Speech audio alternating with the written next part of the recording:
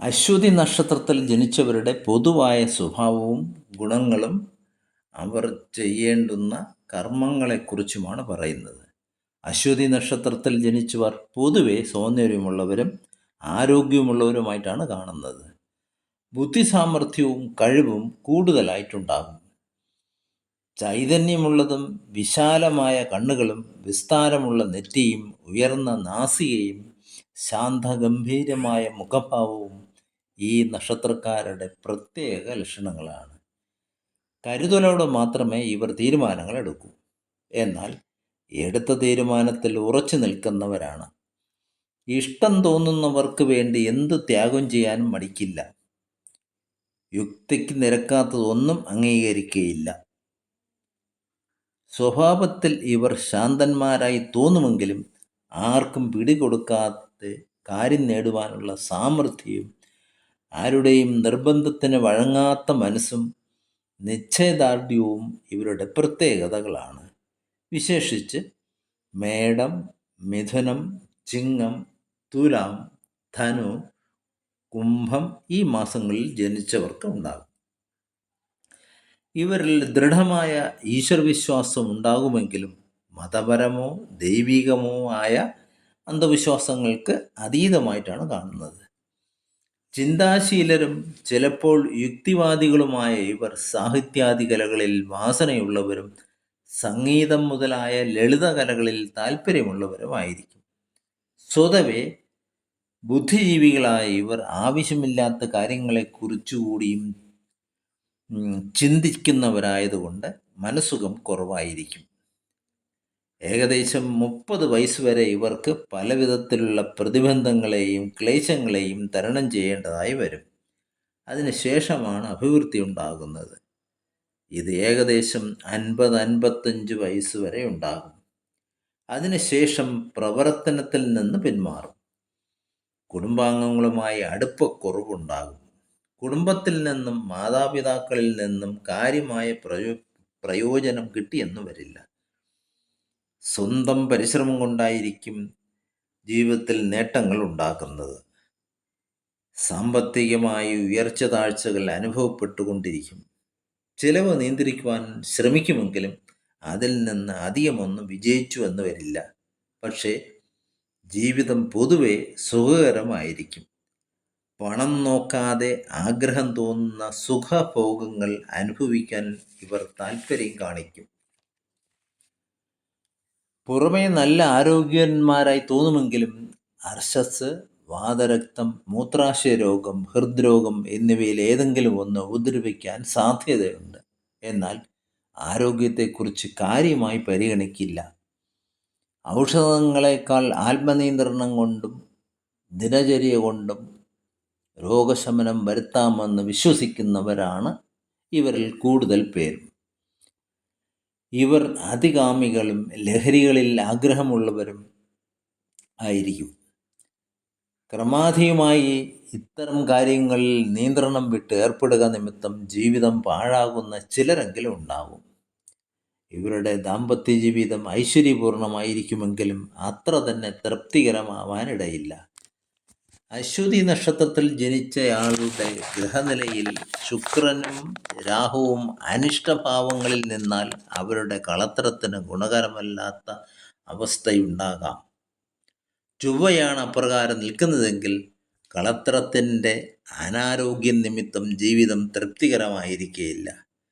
ബുധനോ ശനിയോ അനിഷ്ടഭാവത്തിൽ നിന്നാൽ അവർക്ക് വിവാഹത്തിന് താമസമുണ്ടാകും. അശ്വതി നക്ഷത്രത്തിൽ ജനിച്ച സ്ത്രീകൾക്ക് ഇതിൽ വിവരിച്ച ഫലങ്ങൾ മിക്കവാറും യോജിക്കുമെങ്കിലും ചില പ്രത്യേകതകൾ കൂടി ഓർമ്മിക്കേണ്ടതുണ്ട്. ഇവർ അതിരറ്റ ഈശ്വരവിശ്വാസികളും മതബോധമുള്ളവരുമായിരിക്കും. ഹൃദയം ലളിതവും എന്നാൽ സഹിക്കാൻ കഴിവില്ലാത്തതുമായിരിക്കും. നിഷ്കളങ്കമായ ഭർത്തൃഭക്തി ഇവരിലുണ്ടാകും. കുടുംബഭരണത്തിലും ഔദ്യോഗിക രംഗത്തായാലും ഇവർ അസാമാന്യ കഴിവുള്ളവരായി കാണപ്പെടും. സ്നേഹത്തിനും ഔദാര്യത്തിനും അല്ലാതെ ദാനമോ ദണ്ഡമോ കൊണ്ടൊന്നും ഇവരെ സ്വാധീനിക്കാൻ കഴിയില്ല. ദുശ്ശാഠ്യവും വാചാലതയും അല്പം കൂടിയിരിക്കുമെന്ന് മാത്രം. എന്നാലും ഇവർ ഐശ്വര്യവതികളും സ്വജന വാത്സല്യമുള്ളവരുമായിരിക്കും. ചിലപ്പോൾ പുരുഷന്മാരെക്കാൾ തൻ്റെയിടത്തോടും ബുദ്ധിപൂർവമായി പെരുമാറാനും ഇവർക്ക് കഴിയുന്നു. അശ്വതിയുടെ ആദ്യത്തെ 15 നാഴിക ഗണ്ണാന്ത ദോഷമുള്ളതാണ്. ഇതിൽ തന്നെ പ്രാരംഭമായ 3.25 നാഴികയ്ക്കാണ് ദോഷാധിക്യമുള്ളത്. ഈ സമയത്ത് ജനിക്കുന്നവർ ക്രമേണ ആരോഗ്യം കുറഞ്ഞവരും മുൻകോപികളും വഞ്ചകരുമായിരിക്കും. കളവ് പറയാനും പ്രവർത്തിക്കാനും ഇവർക്ക് പ്രത്യേക വാസനയുണ്ടാകും. ആത്മാർത്ഥത എന്ന മാനുഷിക മൂല്യം ഇവരിൽ ലേശം പോലെ ഉണ്ടായെന്ന് വരില്ല. ഗണ്ണാന്തത്തിൽ ജനിക്കുന്നവരുടെ ജാതകത്തിൽ സൗഭാഗ്യലക്ഷണങ്ങൾ പ്രബലമായി ഉണ്ടായിരുന്നാൽ പോലും ഇവർക്ക് അനുഭവസുഖം താരതമ്യേന കുറവായിരിക്കും. ഗണ്ണാന്തദോഷമുള്ളവർ പിതാക്കളെയും കുടുംബത്തെയും വേർപിരിഞ്ഞ് കഴിയുന്നതായിട്ടാണ് അധികം കാണപ്പെടുന്നത്. അശ്വതിയുടെ ദശാനാഥൻ കേതുവാണ്. ജനനം കേതുദശയിലായിരിക്കുമെന്ന് സാരം. ഏതാണ്ട് 3-4 വയസ്സുവരെ കേതുദശ ആയിരിക്കുമെന്ന് ഊഹിക്കാം. ഇത് സ്ഥൂലമായ കണക്കാണ്. അടുത്തത് ശുക്രദശ 20 വർഷമാണ്.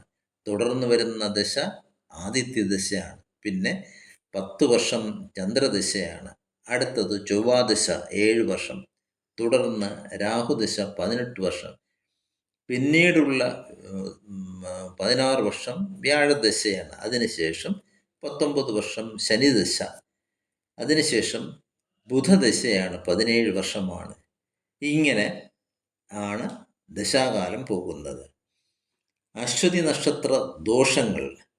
അശ്വതി നാളിൽ ജനിച്ചവർക്ക് കേതു ദശാന്ത്യത്തിലും 5-ാമത്തെ വയസ്സിൽ ശ്വാസവികാസത്താലും 8-ാമത്തെ വയസ്സിൽ വയറ്റിൽ നീര് വരികയോ 21-ാമത്തെ വയസ്സിൽ വിഷത്താലും 30-ാമത്തെ വയസ്സിൽ നാൽക്കാലികളായും 37-ാമത്തെ വയസ്സിൽ സ്ത്രീകളാലും 42-ൽ സർക്കാർ സംബന്ധമായ ശിക്ഷകളാലും 70-ൽ ശത്രുക്കളായാലും 83-ൽ വയറ് സംബന്ധമായ അസുഖങ്ങളായാലും 86-ൽ അർശസ് മുതലായ രോഗങ്ങളെ കൊണ്ടും അരിഷ്ടതകളുണ്ടാകും. അനുഷ്ഠിക്കേണ്ട കാര്യങ്ങൾ. സൂര്യൻ, ചൊവ്വ, വ്യാഴം എന്നീ ദശാകാലങ്ങൾ ഇവർക്ക് പൊതുവെ അശുഭമാണ്. അതിനാൽ ഇക്കാലത്ത് ഇവർ വിധിപ്രകാരം ദോഷപരിഹാര കർമ്മങ്ങൾ അനുഷ്ഠിക്കേണ്ടതാണ്. അശ്വതി, മകം, മൂലം നക്ഷത്രങ്ങൾ ക്ഷേത്ര ദർശനം തുടങ്ങിയവ ചെയ്യുന്നത് ഉത്തമം. ഈ നക്ഷത്രക്കാർ ഗണപതിയെ ഭജിക്കുന്നത് ഉത്തമമാണ്. ജന്മനക്ഷത്രം തോറും ഗണപതി ഹോമം നടത്തുന്നത് ഐശ്വര്യപ്രദമായിരിക്കും. വിനായക ചതുർത്ഥി നാളിൽ വ്രതമനുഷ്ഠിക്കുന്നതും ഉത്തമമാണ്. കേതുപ്രീതികരങ്ങളായ മന്ത്രങ്ങളും സ്തോത്രങ്ങളും ഇവർ ജപിക്കുന്നത് നന്നായിരിക്കും. രാശാധിപനായ കുജനെ പ്രീതിപ്പെടുത്തുന്ന കർമ്മങ്ങളും ഇവർ അനുഷ്ഠിക്കേണ്ടതാണ്. ചൊവ്വാഴ്ചയും അശ്വതി നക്ഷത്രവും ചേർന്ന് വരുന്ന